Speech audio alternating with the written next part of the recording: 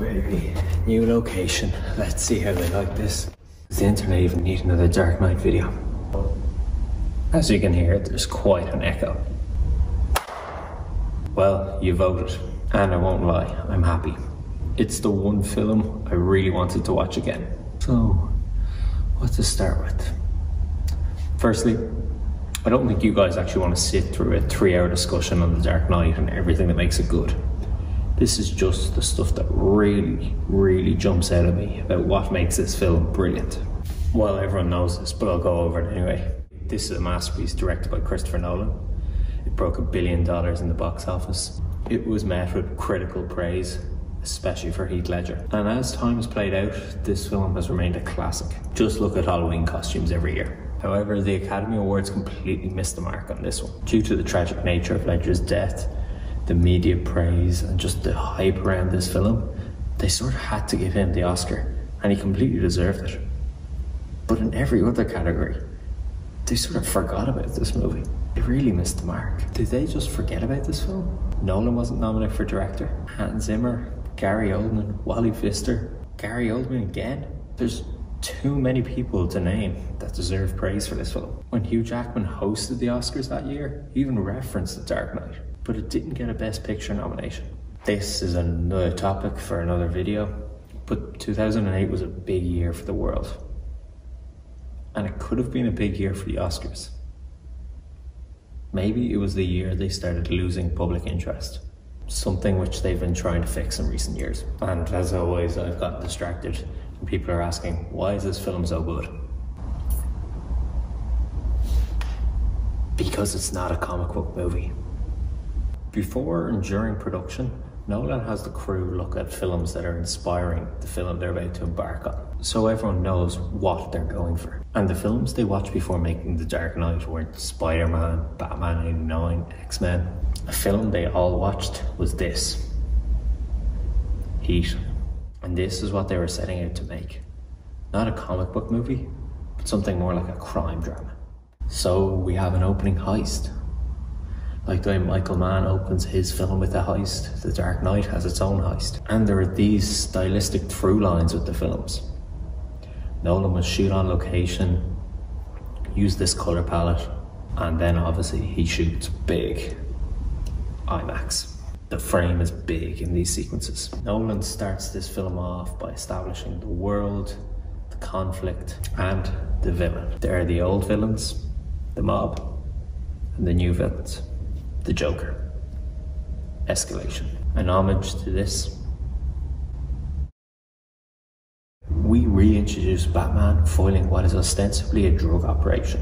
Yes, there's a tumbler, the scarecrow, but it's a simple drug operation by the mob. And Batman stops it, like a sting in a cop movie.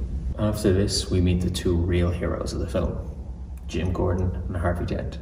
And our heroic trio have a meeting on a rooftop that looks suspiciously like this Michael Mann film. Here we lay out the conflict of our heroic characters, but also their ethical disagreements. Batman has one rule: he won't kill. However, he'll do whatever it takes outside of that rule to achieve his means. Dent is a white knight. He wants to do things inside the law and achieve justice through the courts. Gordon is a pragmatist. He's lived in the real world for too long. He wished he could have been Dent, but he knows he has to compromise every day to keep the police force working. Some small corruption has to be overlooked to keep the whole thing running. So it works out well for them. Batman illegally extradites a money launderer from Hong Kong. They convict the whole mob in a RICO case. Job well done. However, Nolan isn't simple or straightforward. So this isn't just a crime film with Batman. It's more than that. It's a film that captures the moment in time that we live in. And what was the issue that gripped the world in 2008? Well, terrorism. It's hard to say without fearing a drastic reaction from the internet mob, but in this film, the Joker isn't a criminal. He's a terrorist. Instead of profiting from society through crime, the Joker wants to cause anarchy and destroy it. And maybe our three heroes are ill-equipped to deal with this threat. So if the film was good before, it really kicks up a gear now. In terms of just spectacle, we're given iconic scene after iconic scene. But I think this scene is not only the peak of the film, but the peak of the whole series. Rachel Dawes, the woman Batman loves, and Harvey Dent are missing. There is no Harvey Dent to hold him back. Gordon lets Batman into the interrogation room. This is the coffee scene in Heat. This is where the two people discuss who they are and what they're about. Except there's one twist. A time constraint. Nolan loves time and playing with it. Batman is desperate to save these two people, and he's the man that will nearly do anything to achieve his mission. So he breaks. Christian Bale's frustration is palpable. Also, yes, I think the voice is crazy, but it works. When Bruce Wayne puts on the cape and cowl, he turns into Batman. That costume and everything else embodies his rage, and so does the voice. He is a man filled with anger, and the voice manifests that, along with going out and fighting crime. But the interrogation scene escalates. Batman has gotten to the line and crosses it. What was an interrogation scene turns into a torture. Remind you of anything? But he can't go any further, and the Joker knows this. If Batman crosses the line, is he not just the Joker? What he's doing to get the information doesn't work. So in the end, he has to submit to the Joker's game anyway. And ultimately, he loses when he accepts. Loses the woman he loves. And Dent gets horribly scarred. Batman has failed.